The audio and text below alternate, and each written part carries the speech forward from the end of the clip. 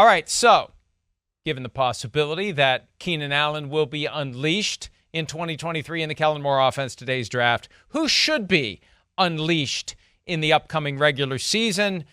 This can go a bunch of different directions. Offensive, defensive, even special teams, if you would like. Even coaching, if you would like. Chris, you're up. Well, I'm going to start, I think, right away with a guy that I think is going to unleash this guy for sure. Eric Bieniemy. That's right. Damn good, tough, hard-nosed football coach Eric Bieniemy.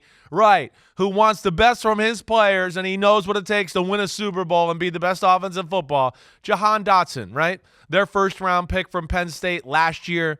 He dealt with some injuries during the season for his rookie year, showed some flashes. But I think if this offense is going to turn the corner, Sam Howell is going to be the guy. They need to unleash another guy other than Terry McLaurin. We know that. And this might be, just the right time. Year 2, offense that knows how to get the ball down the field. Sam Howell's a pretty good down-the-field thrower. They unleash him and get him up to a Terry McLaurin type level. Man, that offense will be tough to defend. Sometimes my draft picks are influenced by a desire to talk about as many different players as possible as we can in the allotted 2 hours we have. Sometimes I say, I don't care if we've already talked about this guy today, George Pickens. They got to unleash George Pickens in Pittsburgh. I can't not start this draft with the guy that I'm watching, we're all watching. He makes spectacular catches. He puts guys on their asses when he's blocking because he's channeling his frustration that he doesn't get the ball on every play. He would throw the ball to himself on every play. I want to see, will the Steelers do what they should do? Go full Randy Moss with this guy. Get him the ball anytime, any place, anywhere. Design plays to get the ball in his hands. Let's see what he can do. Yeah, I hear you there.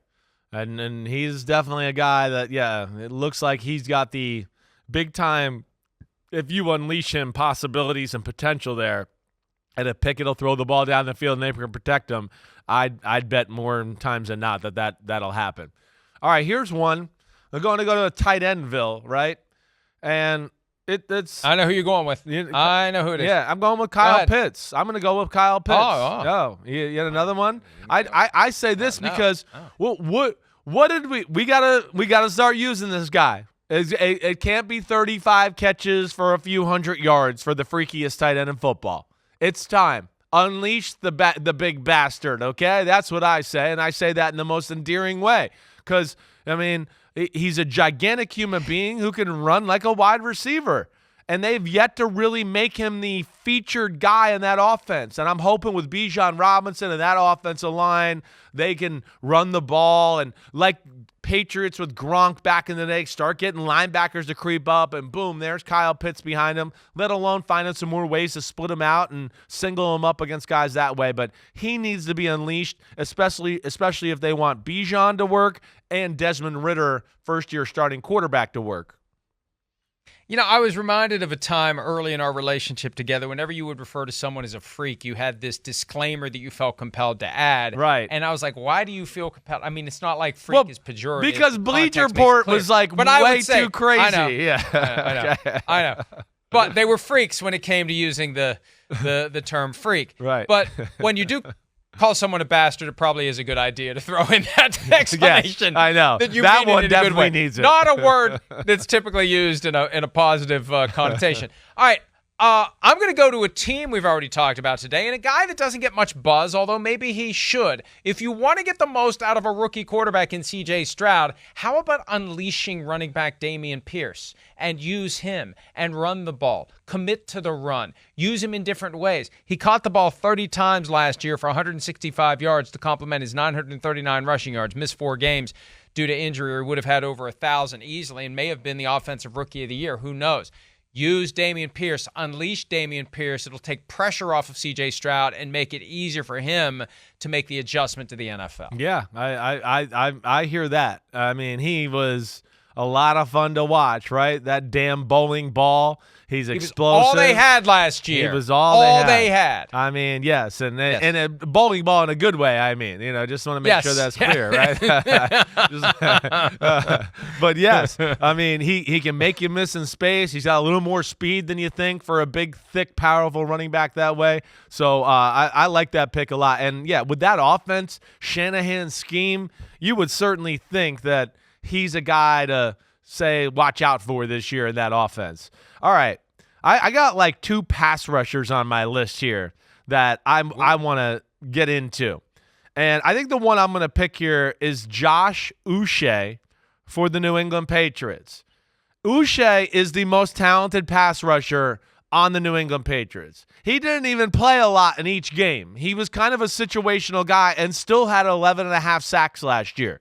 If he's a guy, I would like to, New England's tough, right? This guy's good for this situation. This guy's good for that situation. I don't know. It's a passing league, and you got a guy out there who can get after the quarterback on a consistent basis. He might mess up on a run play every now and then, but he's going to also get you a whole bunch of sacks. I'd like to see them unleash him a little bit more and see him on the field a little bit more percentage of the snaps than I did last year. Yeah, I like that one. I like that you worked in a defensive guy because I didn't. I got a bunch that I can go with because I always come to the table with 6, just in case 3 of yours match 3 of mine. You've got 3 that I didn't go for today. We may be able to do a 4th round here. I'm going to go with my next one, and then we'll maybe clean up some of these other names. And you're going to disagree with me on this, but Gabe Davis. We saw the 4-touchdown performance in the playoffs 2021. I think last year his ankle was much worse than we knew.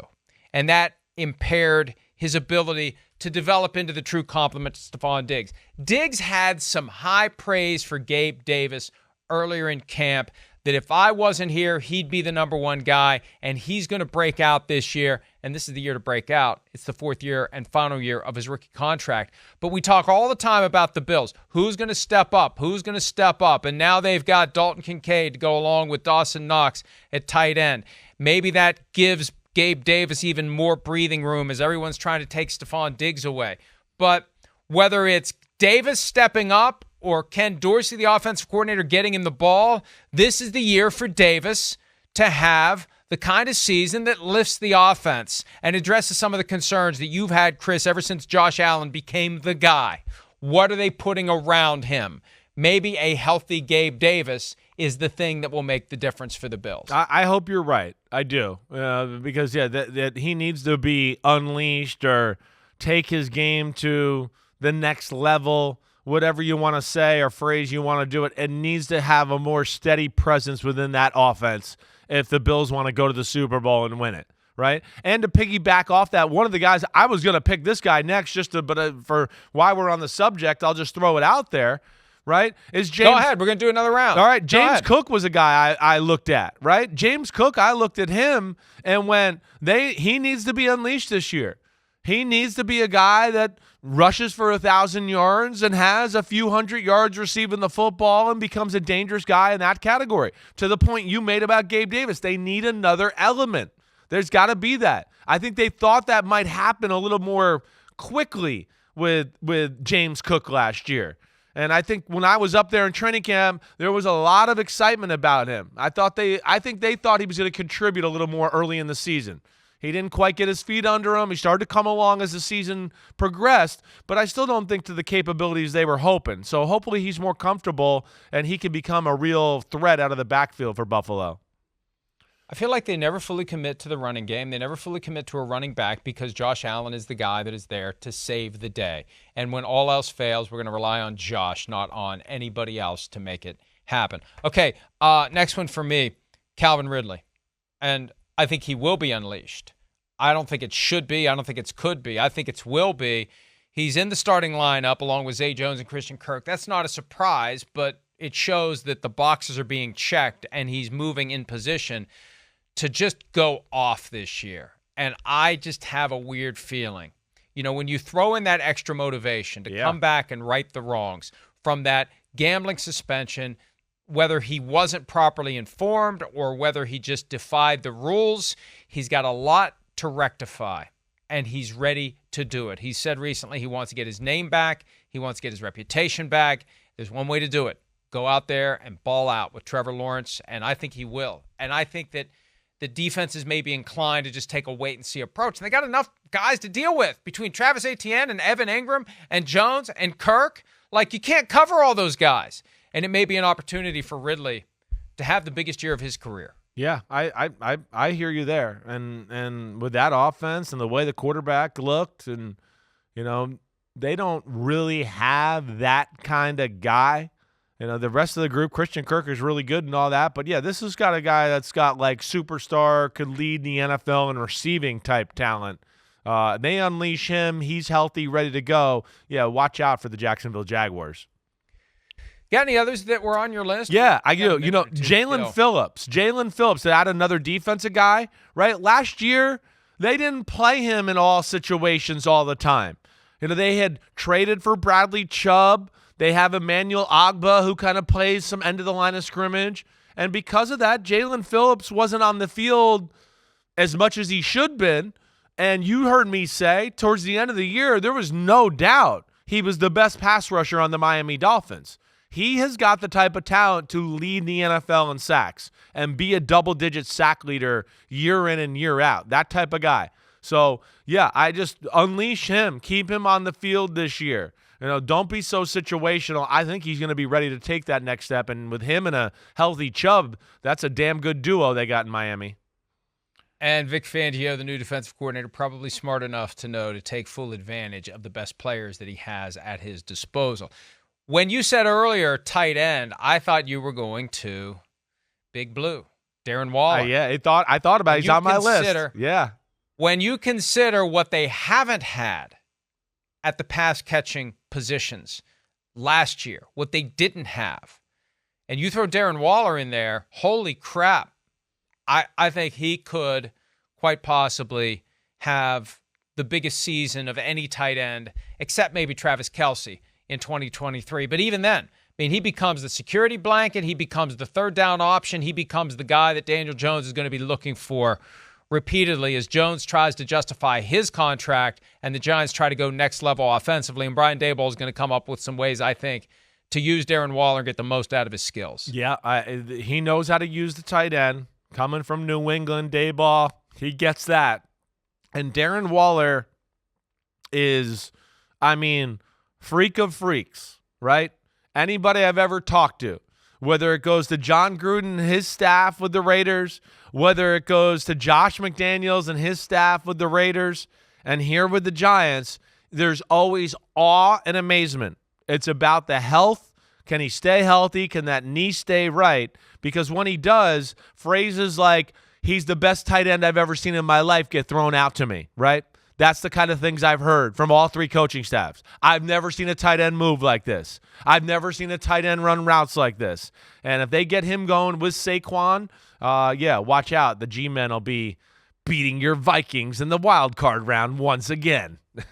Yeah, well, yeah, because on 4th and 8, you can count on Kirk Cousins to get you 3 yards. One other name I'm paying attention to, I'm not ready to say would, should, or could break out this year, but you hear Tutu Atwell of the Rams get mentioned a lot, and they've got a dearth of talent behind Cooper Kupp. It's probably going to be Kupp and Van Jefferson, but Tutu Atwell is the name that I just keep hearing. He's small, he's thin, but in the rockets up the ass department, he's got the market cornered, Chris. He does. And he's got the potential to be something special if he gets the opportunities and makes the most of them. Yeah, had a few moments of splash last year. He could be that reverse speed sweep guy, the slot guy, and the let's take a shot deep downfield guy. He's very small, but man, he can fly. So I'm with you there. And here I got one more to even throw in too. That's Michael Gallup of the Dallas Cowboys, right? How's that run game going to be? We don't know. There's some issues there. The Zach Martin issue. But, man, they got Brandon Cooks, we know, who's damn good. CeeDee Lamb, who's damn good. If Michael Gallup gets back to being the guy we saw before he hurt his knee, you start to go, damn, that's as good a three as anybody in football, and they'll be tough to defend He's one that, I hope they can unleash him. I hope he's physically able to be unleashed as well. That's a great call. With CeeDee Lamb and Brandon Cooks there, he's going to be the guy that nobody's really paying attention to. So he's going to have favorable matchups from the start of the season until the end of it. Hi, it's Mike Florio. Thanks for watching PFT on YouTube. Hit subscribe for the latest news and analysis from Pro Football Talk.